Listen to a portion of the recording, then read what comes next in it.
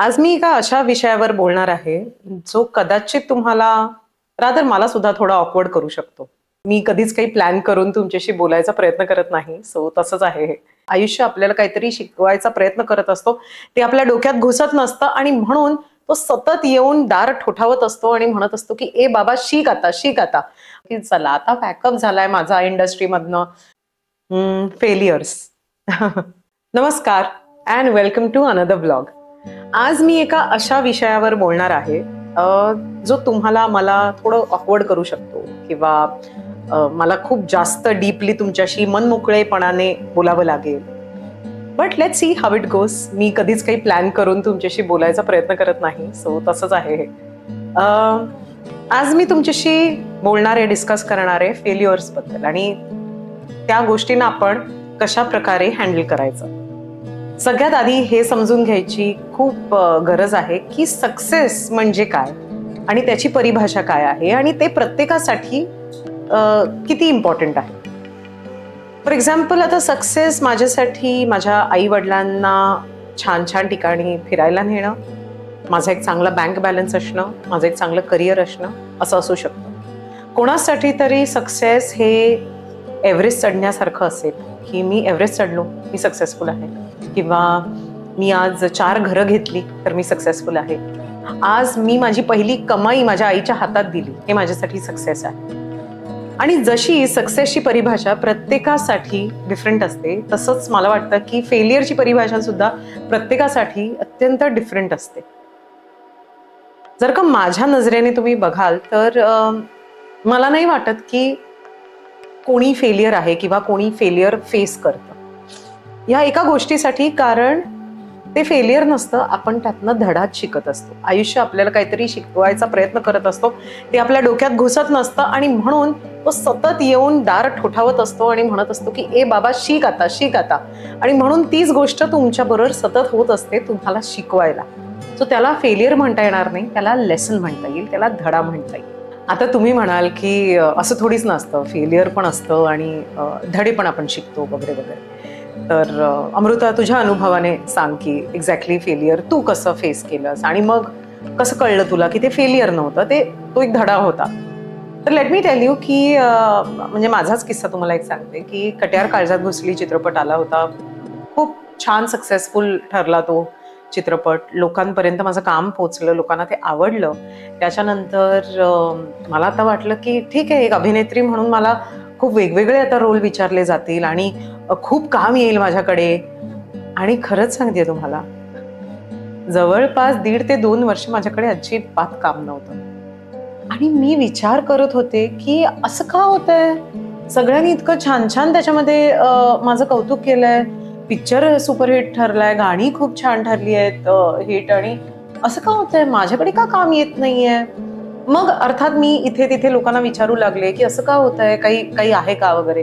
ते म्हणाले, "अगं नाही, काय झालंय की वाजले की 12 येऊन गेलं, मग काय एवढी छाप पडली तुझी वाजले की 12 साठीची वगैरे." म्हटलं पण ते झालं, त्याच्यानंतर कट्यार काळजात घुसली इतक्या वेळानंतर आलाय, तो चित्रपट इतका चांगला चाललाय, मग तरी का काम नाहीये. आणि अर्थात आपण जेव्हा आसपास लोकांना विचारायला जातो तेव्हा ते वाटेल ते सांगतात, त्यांच्या मनाला येईल ते सांगतात. आणि तसंच माझ्या बरोबर झालं. लोकांनी वाटेल ते सांगितलं, तरी काही 1.5 वर्ष माझ्याकडे काम आलं नाही. आणि मला आता वाटलं की चला आता पॅकअप झालाय माझा इंडस्ट्रीमधनं, कट्यार ही आता शेवटची फिल्म होती वगैरे, जाऊ दे आता, काहीच करूयात, नको शांत बसूयात. आणि मग त्याच्यामध्ये अर्थात मग मी योगा करायला सुरू केलं, त्याच्यानंतर मी मेडिटेशन करायला सुरू केलं, त्याच्यानंतर मी स्वतःकडे लक्ष द्यायला सुरू केलं, मी पुस्तकं वाचायला सुरू केलं. त्यानंतर मग एक असंच मी आणि माझा नवरा आम्ही एकदा चहा पीत बसलो होतो आणि तुम्हाला म्हणाला की एक काम कर ना तू, हिंदी तुझे जे कास्टिंग डिरेक्टर्स आहेत त्यांना कधीतरी फोन लावून बघ, काय करतायत, कुठले चित्रपट करतायत वगैरे. मी म्हटलं अरे असं कसं आता अचानक आपण लावायचा. अरे लाव ना, काय फरक पडतो, काय म्हणतील, नाही म्हणतील ना at the end of the day. म्हटलं हो ते तर आहे, फक्त नाही म्हणतील, ठीक आहे करून बघूयात, हरकत नाही. आणि त्याच्यानंतर मी काही कास्टिंग डिरेक्टर्सना फोन लावला आणि मला पहिलं ऑडिशन आलं जोगी सरांकडनं. जोगी सर म्हणून कास्टिंग डिरेक्टर आहेत, खूप मोठे डिरेक्टर आहेत ते. आणि मी त्यांच्याकडे ऑडिशनला गेले आणि त्या ऑडिशनला मी सिलेक्ट झाले आणि तो चित्रपट होता राजी. सो तुम्हाला नाही माहिती की आयुष्य तुम्हाला काय शिकवायचा प्रयत्न करत असेल. मी जेव्हा राजी केला, जेव्हा तो इतका सुपरहिट ठरला, तेव्हा मी असा विचार केला की कदाचित माझ्या देवाला कुठेतरी वाटत होतं की मी हिंदीमध्ये पुन्हा एकदा एकदा प्रयत्न करावेत, आणि म्हणून कुठेतरी तो जो काही एक काळ होता माझ्यासाठी, जो मला असं वाटत होतं की मी तर फेलियर आहे, माझं तर इथून पॅकअप झालंय, तो माझ्यासाठी काहीतरी स्वतःमध्ये डिस्कवर करण्याची वेळ होती. तो जो काही वेळ मला मिळाला, तो मला माझा देव सांगत होता, तू थांब, मी आहे, मी तुझ्या पाठीशी आहे, तू काळजी करू नकोस. सो मला सांगा, म्हणजे कमेंट सेक्शन मध्ये, की तुमच्याबरोबर असं कधी काहीतरी झालंय का की तुम्हाला असं वाटलं की ह्याच्यानंतर आता वा वा माझं काय होणार आहे, काय नाही होणार आहे, आणि तसं नाही झालंय, आणि खूप वेळानंतर तुम्हाला त्याच्याहून दुप्पट काहीतरी मिळालंय. कारण जर का ते दुप्पट मिळालं असेल, याचा अर्थ असा आहे की तुम्ही फेलियर किंवा तुम्ही फेल झाला नाही, तर देवाने तुम्हाला थोडंसं थांबवलं, थोडासा पेशन्स आणि परसिव्हरन्स आपण जे म्हणतो ना, की ते द्यायचा प्रयत्न केला, आणि त्याच्यानंतर तुमची पुढची वाटचाल जी आहे ती खूप सुखाची झाली. सो असं काही झालंय का तुमच्यासोबत? जस्ट इमॅजिन करा, जस्ट विचार करा जरा मागे जाऊन. दुसरी गोष्ट माझ्याबरोबर अगदी अशी झाली होती की मी एका रियालिटी शोचा भाग होते, आणि तो रियालिटी शो मी जिंकले नव्हते. आणि मला आजही आठवतं की माझे आई वडील तिकडे असे थक्क बसले होते, आणि मला खूप वाईट वाटलं होतं त्यांच्याकडे, त्या प्रकारे ते जसे बसले होते, आणि त्यांच्यावर कॅमेरा पॅन झाला होता, आणि मला प्रचंड वाईट वाटलं होतं त्या रियालिटी शो मधनं जेव्हा मी बाहेर पडले तेव्हा. पण खरंच सांगते तुम्हाला, त्याच्या 1 वर्षानंतरच मला वाजले की बारा नावाचं एक गाणं ऑफर झालं होतं. तेव्हा जेव्हा मी ते शूट केलं होतं, तेव्हा ते इतकं मोठं होईल याची अजिबातच कल्पना नव्हती. पण वाजले की बाराचं जे काही झालं हे तुम्ही पाहिलंच असेल.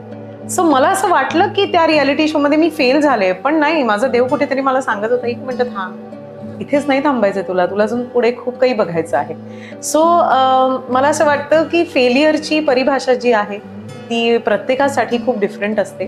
कधी कधी अशी माणसंही येतात तुमच्या आयुष्यामध्ये जी तुमची एनर्जी सक करून घेऊन जातात, जी तुम्हाला कधी कधी इतकं अधू बनवून जातात मेंटली, की तुम्हाला असं वाटतं की तुम्ही यातनं उभरणारच नाही.